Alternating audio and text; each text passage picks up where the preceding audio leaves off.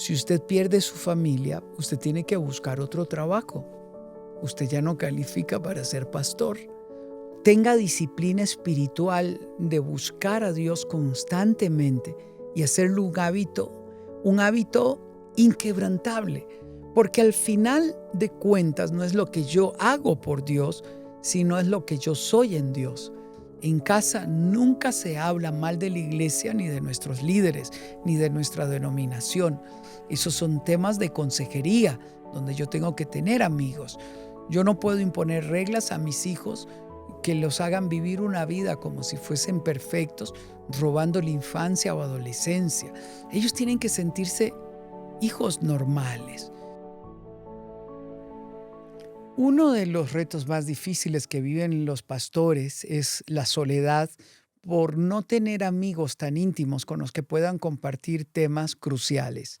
Esta mañana yo llamaba a uno de mis amigos más cercanos, con quien comparto momentos donde yo puedo estar pasando una duda, una inquietud, y le hacía una consulta en un proyecto importante en el que estamos. Y yo le daba tantas gracias a él porque me escuchó por más de una hora, dialogamos, hablamos. Esto es cuidar a los que cuidan, porque toda la vida estamos dando, entregándonos, sirviendo a los demás, y uno no puede abrir el corazón con cualquier persona porque debe proteger el corazón de los demás. Por eso me parece hermosísimo el concepto de cuidar a los que cuidan, ¿no?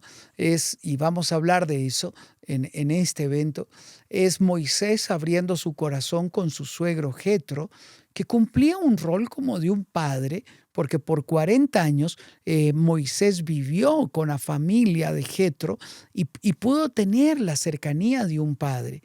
Jetro abre el corazón y lo aconseja y le dice si Dios lo pone en tu corazón. Y esto hace que Moisés cambie su perspectiva. En otro momento Moisés, en medio de una batalla, cuando sus brazos bajaban, la pelea se perdía. Y cuando Ur y Aarón se dan cuenta de esto, se puso uno a cada lado de Moisés y sostenían los brazos de Moisés en alto. Cuando ellos sostenían los brazos de Moisés, la batalla se ganaba. Por eso es crucial que nosotros entendamos muy bien que cuidar a los que cuidan es levantar los brazos de los que nos lideran, es acompañar a los que nos lideran, es escuchar a los que nos lideran, es ser conscientes de que ellos también necesitan tiempo para descansar, renovarse, para renovar su visión. El pastor tiene varios desafíos. Uno, hay un llamado en su corazón. Este llamado se convierte en una pasión. La pasión se convierte en una obligación de servir y de cumplir. Esto se ve alimentado por una necesidad creciente, es decir, una necesidad que nunca termina porque siempre hay personas que tienen necesidades fundamentales, ¿no? Y necesidades apremiantes. Este escenario, esta ecuación no es fácil porque el pastor tiene una prioridad. La prioridad, su relación con Dios, su cuidado como persona, el cuidado de su matrimonio, el cuidado de sus hijos y luego viene el ministerio. Pero como nosotros tenemos una pasión donde entendemos que viene de Dios, eso es una obligación, es una entrega, una dedicación. Nos cuesta poner límites, límites de qué puedo y qué no puedo hacer. En algún momento yo llegué a casa después del tercer culto un domingo y Helen estaba exhausta con los niños pequeños y me dice, yo siento que Dios me ha robado a mi esposo. Y yo me tiro en el asiento cansado y llego a la casa y escucho esto y le digo, mi amor, no es Dios, el irresponsable soy yo, el que no sabe poner límites, el que no sabe agendar las vacaciones, el que no sabe. Le digo, entonces yo tengo que aprender a establecer prioridades. Y doy gracias a Dios por Helen, porque esas voces de alerta me ayudaban a venir al equilibrio. Muchas veces cuando yo tenía vacaciones o tenía un compromiso de familia, algún colega me llamaba y me decía, yo siento de Dios que debes de venir aquí, hay esta necesidad urgente. Y yo, por culpa o por obligación, por todo lo que dije al principio, uno terminaba diciendo que sí. Yo llegaba donde Helen, le decía, mi amor, el pastor tal me llamó, hay esta prioridad, esta necesidad, debo de ir. Y en una ocasión, Helen me dijo, no, los niños ya están emocionados, ya habíamos hecho las reservas, hay una prioridad, no, te toca llamar al pastor y decirle que no vas a poder ir. Y en ese momento uno entra en un gran conflicto. ¿Por qué? Porque cuando uno piensa en su familia, piensa que es la línea más fácil de romper, es el compromiso más fácil de romper. Pero si usted lo hace una costumbre, no algo excepcional, usted va hiriendo el corazón de sus hijos, hiriendo el corazón de su cónyuge. Entonces, vamos a la Biblia. La Biblia establece, Pablo lo establece muy claro, cualquiera que anhele obispado tiene que tener en orden su casa, ser marido de una sola mujer y tener a sus hijos en sujeción, es decir, en orden. Quiere decir que mi primera responsabilidad es mi hogar. En alguno de esos momentos de crisis, recién entrando al ministerio, mi pastor me dijo algo que me ayudó muchísimo. Me dice, Sixto, dice, si usted pierde su familia, usted tiene que buscar otro trabajo. Usted ya no califica para ser pastor. ¡Wow! Eso fue muy duro. Eso fue demasiado duro. Pero al mismo tiempo fue una luz clara que me indica dónde está el faro, a dónde yo debo ir, a dónde yo debo de estar. Y puso las líneas claras. Esto me ha llevado a tener que detenerme en algún momento, a clamar por mis hijos, a buscar a mis hijos, a atender a mi esposa. Y eso no es fácil. Por otro lado, no es fácil porque cuando usted tiene un alto sentido de responsabilidad, usted quiere cumplir todo el llamado que Dios le ha dado. Y ese alto sentido de responsabilidad hace que usted no disfrute sus momentos de descanso, sus momentos personales o sus momentos en familia. Por ejemplo, yo iba de vacaciones y tenía culpa porque había mucho que hacer en iglesia. Y esa culpa no me dejaba disfrutar mis momentos en familia, hasta que Dios ministró mi vida y me dijo, tienes que entender que esta es tu iglesia, tu primera iglesia, es tu familia. Y ahí entendí mi prioridad. Y por eso Dios nos hizo al esposo y a la esposa un contrasentido que se complementan con especialidades únicas de cada uno. Porque si Helen hubiese sido una acelerada como yo no tuviera los hijos que tengo, no tuviera el fruto que tengo. No sé si estuviera en el ministerio, los dos corriendo y los hijos creciendo como animalitos ahí sin cuidado. No tiene sentido. Por eso es importante entender que nuestra prioridad es nuestra familia. Si yo le pudiera hablar a Sixto de 20 años, cuando fue llamado al ministerio a los 21 años, o Sixto pastor a los 25 años, ¿qué le diría? Yo le diría, hágase exámenes médicos desde joven para comenzar a cuidar su salud desde joven, porque la salud de los años grandes lo determina la forma en que usted se cuidó cuando era joven. Tenga disciplina espiritual de buscar a Dios constantemente y hacerlo un hábito inquebrantable, porque al final de cuentas no es lo que yo hago por Dios, sino es lo que yo soy en Dios. Y la verdad es que el fruto que viene es por mi relación con Dios. Entonces, otro hábito fundamental es este. Otra de las trampas de los pastores es que nosotros entramos en un mundo gerencial. Trajimos el mundo gerencial del mundo a la iglesia, lo cual es normal porque crecemos viendo y escuchando. Pero cuando los apóstoles se dieron cuenta de que tenían que servir a las mesas, atender las viudas, hacer trabajo social, orar, predicar, Pedro dijo, no, un momento, esto no está bien. Hemos sido llamados a la oración y hemos sido llamados a la predicación. Vamos a delegar las responsabilidades. Bueno, este principio es importante, no caer en la trampa de que yo debo ser indispensable. Yo, entre menos indispensable es mejor y debo definir claramente mis prioridades. Mi prioridad número 1 es buscar a Dios. Mi prioridad número 1 segundo es formar líderes. Mi prioridad número 3 es dar visión a la iglesia. Punto. El resto de las cosas, las consejerías, los matrimonios, los funerales, muchas de estas actividades que son propias del cuidado pastoral deben ser delegadas a grupos pastorales que complementen nuestro trabajo. Si yo siento que la unción solo está en mí y la gente me busca para yo orar, voy a escuchar a Jetro decir, te cansarás y tu pueblo terminará frustrado porque no podrás atenderlos. Entonces yo tengo que tener otro hábito que es fundamental, que es aprender a formar líderes y delegar. Entre yo más delegue, muchísimo mejor. Hay hábitos personales que uno tiene que tener. Hacer ejercicio, tener hábitos que te permitan renovar tus fuerzas. Por ejemplo, a mí leer me renueva las fuerzas. A mí tener momentos de soledad me renueva las fuerzas. Caminar me renueva las fuerzas. Tomarme un buen café tranquilo me renueva las fuerzas.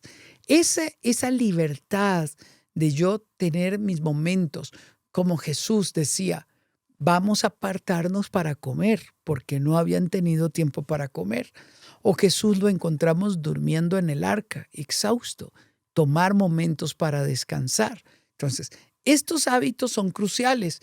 El hábito de dormir bien, de alimentarse bien, de hacer ejercicio, de tener amigos, de tener tiempo de esparcimiento. A nivel familiar, yo le diría que debe de establecer una agenda familiar antes de que toda la agenda se llena.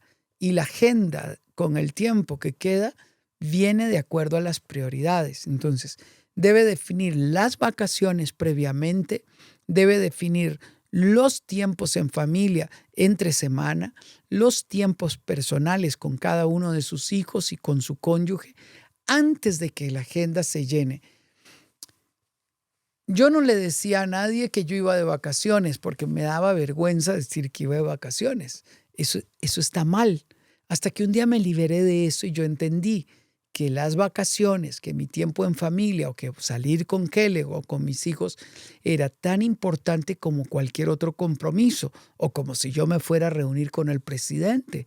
Y no se puede cambiar. Es inquebrantable. Bueno, hasta que aprendí a liberarme y a poder vivir en esa libertad, yo pude tener a mi familia en la prioridad correcta. Recuerdo que en una ocasión estaba firmando un convenio con el ministro de Familia en Costa Rica. Él se demoró en audiencia y nos recibió, teníamos media hora de la reunión, fui con mis compañeros y yo le dije, señor ministro, le digo, quiero disculparme, yo debo retirarme porque me comprometí a ir a una reunión en el colegio de mis hijos, pero mis colegas van a permanecer con usted terminando la reunión. Me despedí, todos me saludaron, me fui y el ministro dijo, no es necesario seguir la reunión, vamos a firmar el convenio por esto que acabo de ver. Dice que Sixto se acaba de ir para atender una reunión de la escuela con sus hijos. Dice, para mí eso es suficiente. Cuando el mundo, la familia o las iglesias nos ven definiendo bien nuestras prioridades, nuestro testimonio habla más fuerte que nuestros discursos. Por lo tanto, yo le animaría a que usted defina sus prioridades y establezca los hábitos correspondientes para alcanzar esas prioridades y llegar al final habiendo alcanzado la meta suprema de guardar la fe y de correr la carrera que Dios nos asignó que corriéramos. No tiene que renunciar a la culpa, esa culpa que nos hace sentir mal y tiene que pedirle a Dios lo que Eclesiastés llama el don de disfrutar la vida. Todavía recuerdo viniendo de unas vacaciones cuando Dios había comenzado a trabajar conmigo en estas áreas, que yo disfruté tanto que le dije a Helen, hasta quisiera quedarme aquí de vacaciones unos días más. Y ahí yo me di cuenta que yo me había disfrutado, me había desconectado totalmente de las ocupaciones y pasamos un tiempo maravilloso. Claro, Helen era muy astuta y buscaba hoteles donde no había internet y eso era muy bueno, ¿verdad?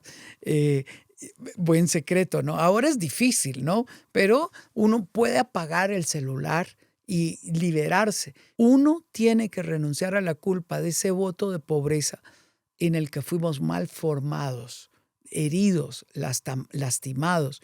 Nosotros no fuimos no fuimos llamados para entender que el ministerio es solo sacrificio.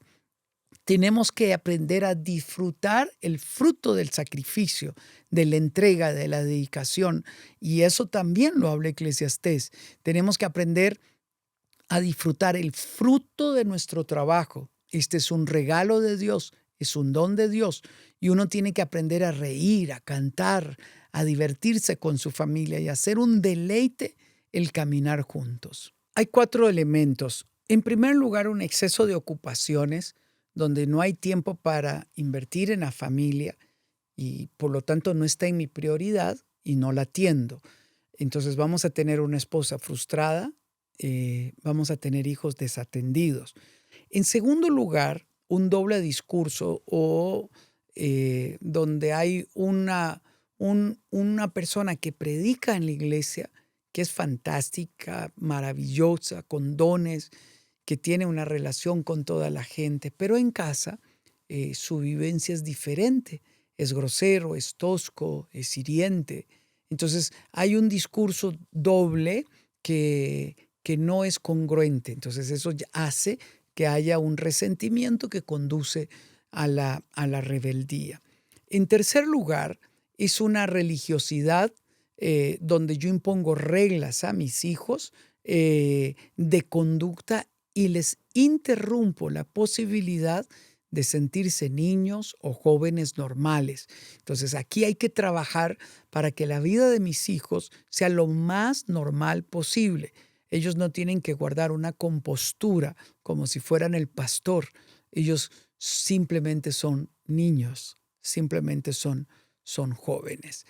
Y el cuarto elemento es traer los dolores de la iglesia a la casa, donde las traiciones, las decepciones, los conflictos, los traemos a la casa y esto se convierte en una carga para toda la familia. Tal líder nos traicionó, tal persona habló mal de nosotros o, o no estoy de acuerdo con el pastor, lo que está decidiendo y, y eso nos pone en conflicto. Si el pastor lleva estos conflictos a la casa, habla mal o critica a la iglesia, nuestros hijos van a aprender a odiar la iglesia porque la causa de que mi padre no sea feliz o no esté bien es la iglesia. Entonces yo voy a odiar aquellos que le hacen daño a mi familia. Por eso en casa nunca se habla mal de la iglesia, ni de nuestros líderes, ni de nuestra denominación. Esos son temas de consejería, donde yo tengo que tener amigos. Yo no puedo imponer reglas a mis hijos que los hagan vivir una vida como si fuesen perfectos, robando la infancia o adolescencia. Ellos tienen que sentirse hijos normales. Y lo otro, yo tengo que ser coherente. Mi mamá fue la primera en convertirse, yo fui el segundo y yo quería evangelizar a mi hermano mayor. Él estudiaba economía, yo derecho, vivíamos en otra ciudad. Entonces yo le hablaba de Cristo y quería que él se convirtiera y le insistía. Y él un día llamó a mi mamá y le dijo, mamá, Sixto está loco, habla solo en la noche, nunca me deja tranquilo, él solo me habla de... Yo ya no quiero que él me hable de Dios. Y mi mamá me llama y me dice, mi hijo, me dice, te voy a enseñar, ¿usted quiere que su hermano se convierta? Yo le dije, sí, yo quiero que Rommel se convierta. Dice, no le predique, viva el evangelio. Vívalo de tal manera que su hermano lo vea en usted, vea el cambio. Dice, en casa no se habla, en casa se vive, porque hay un anticuerpo del discurso del hermano, del padre, a que a veces nos cierra. Pero si usted vive a Cristo y usted modela a Cristo, Él va a querer tener lo que usted tiene. Y para mí eso fue crucial, porque me di cuenta que yo tenía que tener un mejor testimonio, hablar más con mi vida. Y yo bajé la presión y comencé a estar pendiente con mi hermano de cómo dar un buen testimonio a mi hermano. Y eso lo llevó a que un día se convirtió. Y él, que aunque era mi hermano mayor, el honor más grande que yo recibía es que él me llamaba pastor a mí. Mi pastor, me decía. Y era un honor muy grande porque mi hermano mayor era el líder de la familia, ¿no? De todos los hermanos, ¿no? Eh, por lo tanto, estas son para mí las 4 circunstancias que pueden llevar a que nuestros hijos se lastimen y se hieran en la relación con Dios. ¿Qué pueden hacer los miembros de la iglesia? En primer lugar, nunca ponga cargas sobre los hijos de los pastores. Cuando la maestra de mi hijo Daniel tenía 12 años, se dio cuenta que era mi hijo. La iglesia ya era grande, eran posiblemente unas 3,000 personas.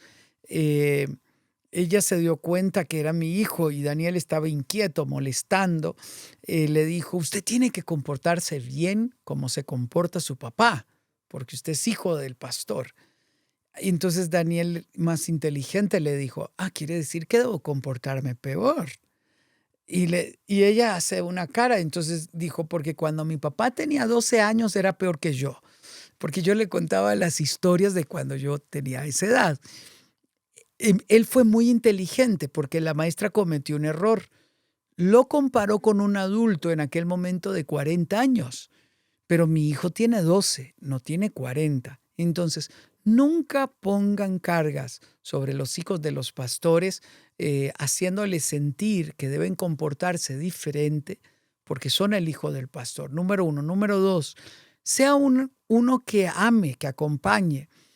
Ellos eran un matrimonio en la iglesia que amaban a nuestros hijos y principalmente a Daniel porque fue el primero y se identificaron mucho con él y siempre le llevaron ropa. Ellos vendían ropa de niños y siempre ellos vistieron a Daniel con ropa hermosa y bella. Entonces, tenga detalles que hagan sentir estimulados a los niños, un regalo, un paseo, o si van de paseo y son amigos con los hijos de los pastores y quieren invitar a los hijos de los pastores para que vengan a compartir con sus hijos, eso es una gran ayuda. Tercer lugar, ofrezca ayuda a la familia pastoral de que ustedes pueden hacer alguna comida especial, cumplir algún servicio de, qué sé yo, lavar, planchar o limpiar la casa de vez en cuando. ¿Solo por qué? Solo porque los aman, solo porque quieren dar una expresión de cariño. Eso vale oro, principalmente cuando los niños están pequeños, cuando hay 2 o 3 niños pequeños. La demanda es excesiva y uno agradece todo tipo de ayuda. Entonces, no piense que porque son los pastores no necesitan nada. Otro detalle que muchas veces tuvieron familias con nosotros fue obsequiarnos vacaciones. Una vez mi esposa decía, ¿dónde vamos a ir estas vacaciones? Estábamos mirando qué nos alcanzaba y un empresario dijo, ¿saben? Dice, yo tengo una semana de vacaciones en un tiempo compartido. Mi esposa y yo queremos obsequiarles esta semana a ustedes. Para nosotros fue unas vacaciones de lujo. ¿Por qué? Porque no podíamos costearlo en ese momento, pero vino como un regalo de Dios. Entonces, comparta algo, un detalle de esa naturaleza con la familia pastoral, ¿no? Y sobre todo, protege el corazón de los chicos. Si usted ve que en algún momento le están haciendo bullying porque es el hijo del pastor o burlándose de él o salga en defensa de ellos, cúbralos. ayude a que se genere un ambiente de protección alrededor de los hijos de los pastores y de todas las familias de la iglesia. Y sobre todo, orar, clamar, para que los hijos de los pastores puedan conocer al Señor, amar al Señor y caminar para Dios.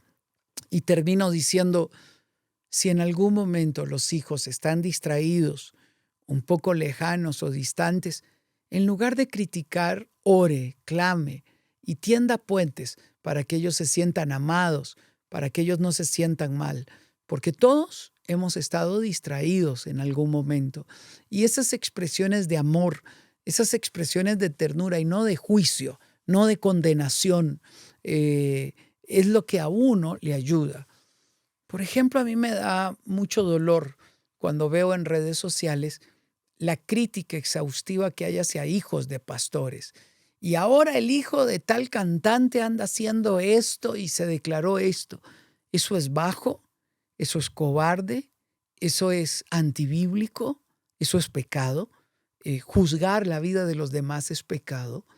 En lugar de eso, número uno, yo nunca expondría a los hijos de un amigo o a los hijos de un líder o a los hijos de otra familia. Yo oraría por ellos, pediría por ellos, buscaría a Dios, buscaría formas de llegar a sus corazones, porque Dios puede usar a alguien de la iglesia para restaurar la vida del hijo del pastor.